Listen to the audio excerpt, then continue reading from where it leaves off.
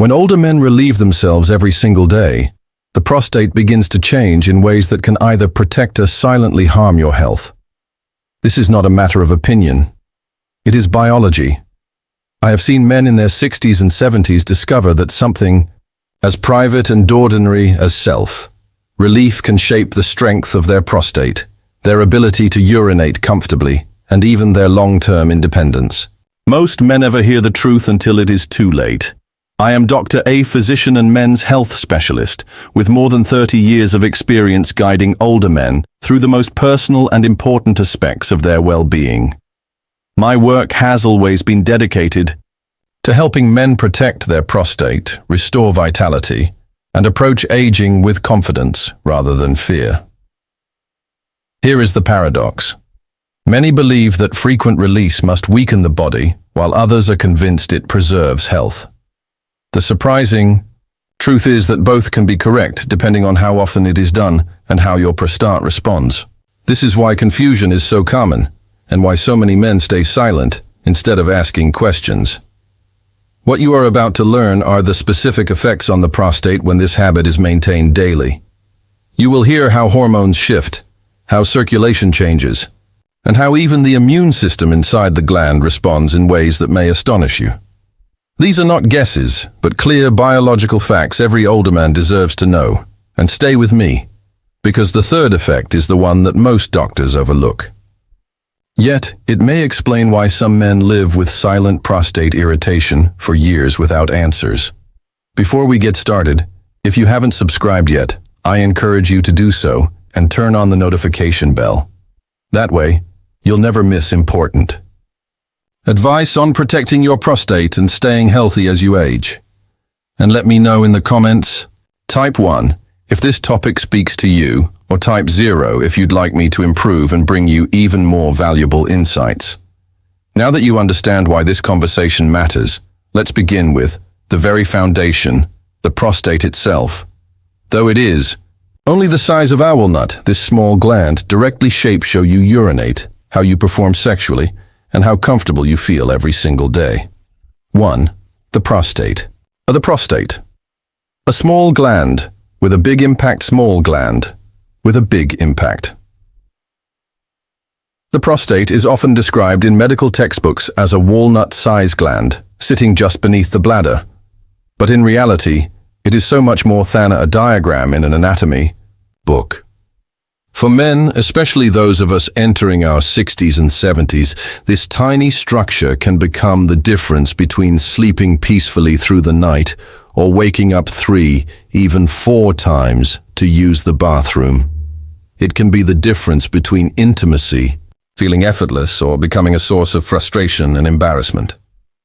I have sat with countless men who never thought twice about their prostate in their 40s, only to find by their 60s that this neglected gland was now demanding all their attention. The truth is, the prostate holds influence over both the body and the spirit.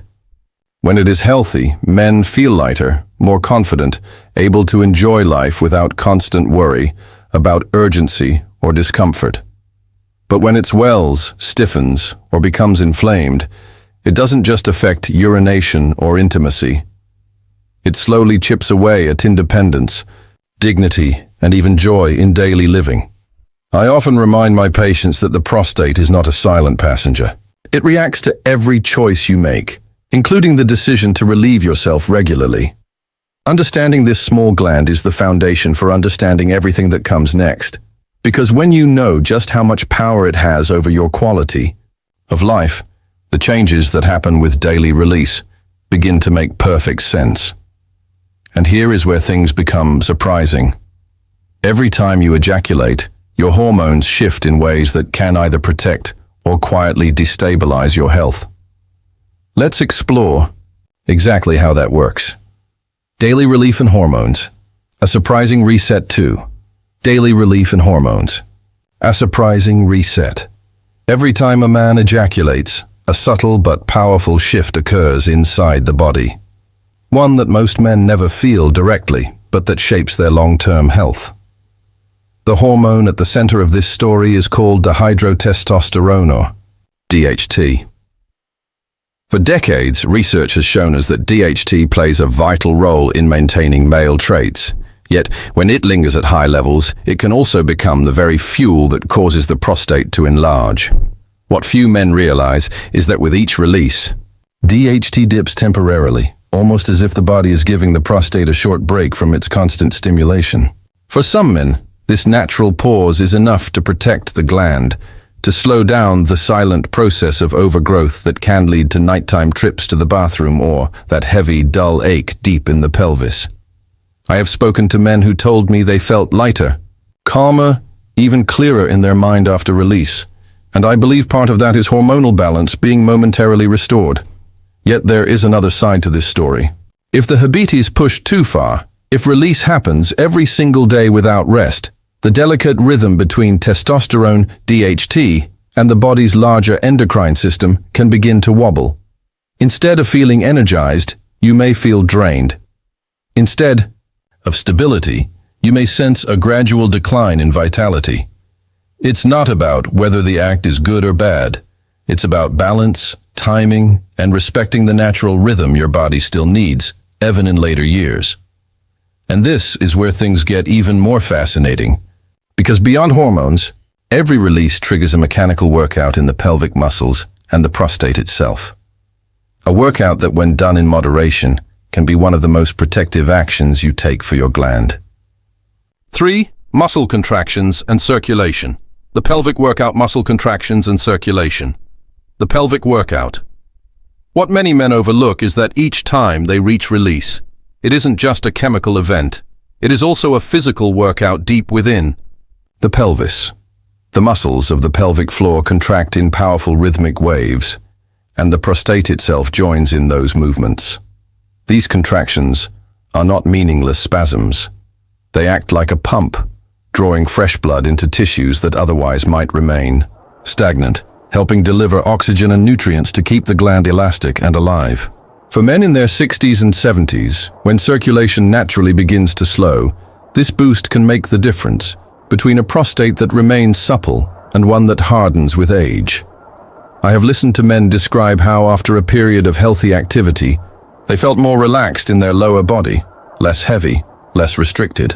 What they were feeling was the benefit of improved blood flow and the gentle massage of their own pelvic muscles, keeping everything from becoming stiff and congested. Yet, just as with any workout, too much can backfire. If the pelvic floor is forced into contractions without giving it time to recover, the muscles can become fatigued. That fatigue may reveal itself in small but frustrating ways.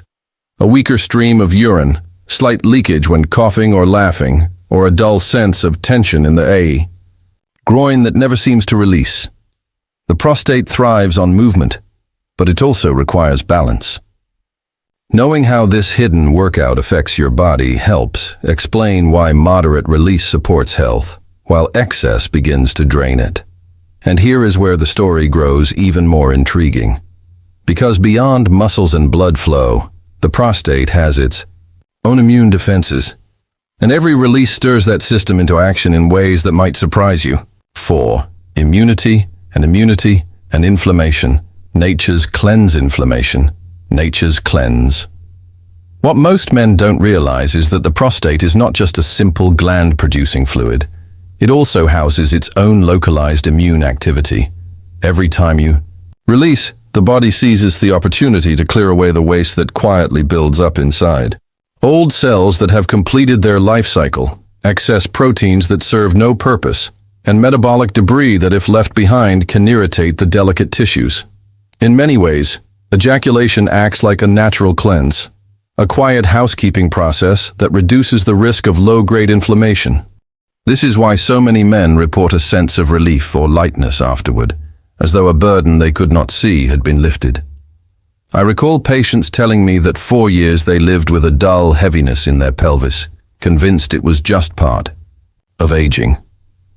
Yet, after restoring a healthy pattern of release, that heaviness faded. What they were experiencing was not magic, but the immune system doing its work more effectively, flushing out what the body could not eliminate otherwise. But just as with hormones and muscles, there is a line. If the body is pushed into constant cycles without enough recovery time, the immune defenses can grow unstable. Instead of protecting the gland, they may become overactive, leaving behind a state of persistent irritation. It is a subtle change, often invisible on scans or blood tests. Yet it creates discomfort that men feel every single day. This hidden connection between release and inflammation is one of the most overlooked aspects of prostate health, and it sets the stage for a real-life story I will never forget because it reveals just how dramatically this small habit or the absence of it can reshape a man's health over the years. A real patient story. David, age 65. A real patient story. David, age 65.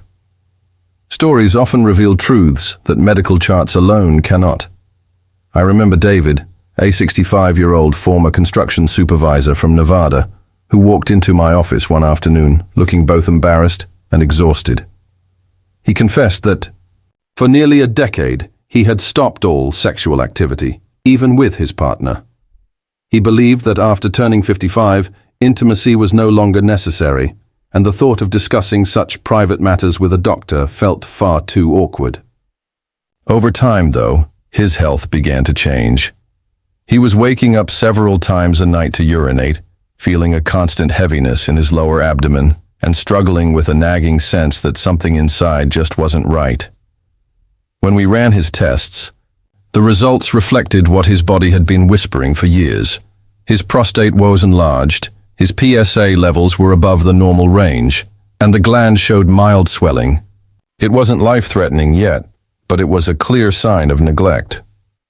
David was surprised when I told him one of the most important steps wasn't a pill or a procedure, but simply reintroducing a healthy rhythm of release 1 or 2 times per week paired with more water, light exercise, and supportive nutrients.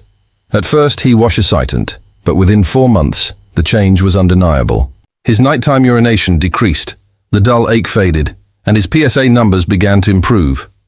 What struck me most wasn't just his physical progress, but the confidence that returned to his voice. He told me he felt like himself again, less burdened, more open to conversations about health and intimacy. David's story is a reminder that small, consistent habits can transform both body and mind, and this naturally raises the next big question. How often should men at different ages relieve themselves to protect their prostate without overdoing it? 6.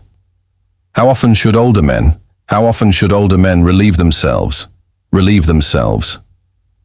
One of the questions I hear most often in my clinic is simple but deeply important. Doctor, how many times a week should I release? The truth is there isn't one perfect number for every man, but there are patterns I've seen over years of working with patients that can serve as a safe guide. For men in their 40s, the body still recovers quickly, hormones remain strong, and 3 to 4 times a week usually causes no harm. By the 50s, energy begins to shift, and I often recommend cutting back to 2 or 3 times weekly, depending on how the body responds. For those in their 60s and beyond, once per week is often enough to keep the gland healthy, circulation flowing, and rhythms balanced. If desire and energy remain strong, twice is acceptable. But back-to-back sessions can tip the balance toward fatigue rather than health. What matters most is not clinging to a number, but paying attention to how your body feels afterward. If you notice exhaustion, urinary difficulty, or a lingering heaviness, it may be time to ease up. On the other hand, long periods with no activity at all can leave the prostate stagnant and more vulnerable to problems. Consistency is more protective than intensity. This is why I encourage my patients to think of release the way they think of exercise or diet, tailored to their age, their health, and their recovery. Understanding this balance can spare men years of frustration. But there is still another obstacle that keeps so many from protecting their prostate properly. It's not physical at all. It's the heavy silence and embarrassment around this subject. And that silence may be doing more damage than most men ever realize. The emotional barrier. Few men talk about 7. The emotional barrier. Few men talk about. When I sit across from older men in my office, I often see a familiar hesitation in their eyes. It is not just about symptoms or lab results, but about the deep discomfort of speaking openly on a subject they have been taught to keep silent. Many grew up in a time when self-relief was whispered about, labeled as shameful, or considered unnecessary after a certain age. As the years pass, that silence hardens into avoidance, and the prostate quietly suffers from neglect. I have had men tell me they felt their problems were punishment for something private, when in truth, the real harm came from ignoring their body's needs. I believe one of the greatest obstacles to prostate health in later life is not the biology itself, but the burden of embarrassment. When men refuse to ask questions, they delay care, sometimes for years. The simple act of acknowledging that release remains a normal part of health even in one's 60s and 70s or beyond can lift a tremendous weight. I have watched men's faces soften the moment they hear that it is not strange, not wrong, not shameful. In that instant, they begin to care for themselves again with dignity rather than guilt. This is why I remind every patient that protecting the prostate is no different from maintaining the heart or the lungs. It deserves regular attention and should never be left in silence. But awareness alone is not enough. To truly protect this small but vital gland, men must also act consistently and wisely, balancing habit with rest and never ignoring small signs.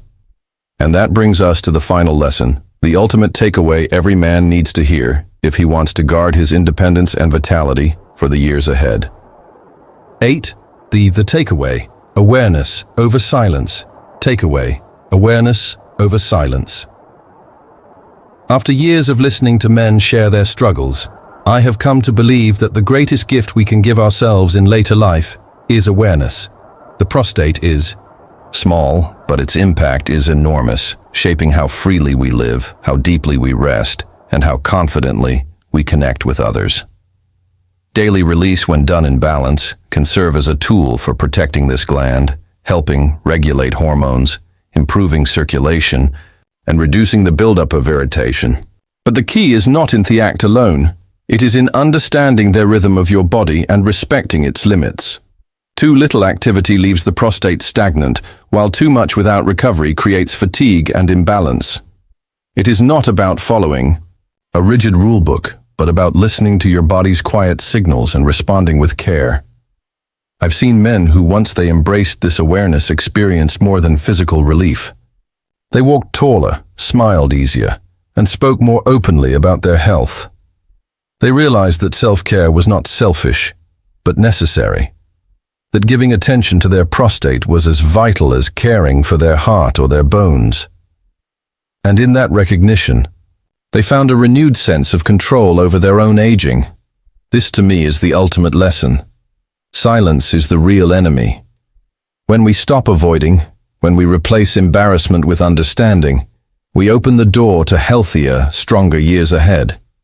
And yet, before we close, there remains one final thought, a message that I believe every man, no matter his age, needs to hear if he truly wants to protect both his body and his dignity. Would you like to know what that is? Conclusion. Caring. Conclusion. Caring for your prostate with confidence, for your prostate with confidence. As we come to the end of this journey, we want to bring all of these lessons together. The prostate, though small, holds tremendous influence over a man's daily comfort, his confidence, and his dignity as he ages. We have seen how each release can bring surprising effects. Hormones resetting, blood flowing, immune defenses, clearing waste, and muscles keeping the gland alive with movement. We have also seen how neglect or going to extremes can tip the balance in the wrong direction. What matters most is not whether the act itself is good or bad, but how wisely it is practiced and how honestly men are willing to listen to their bodies.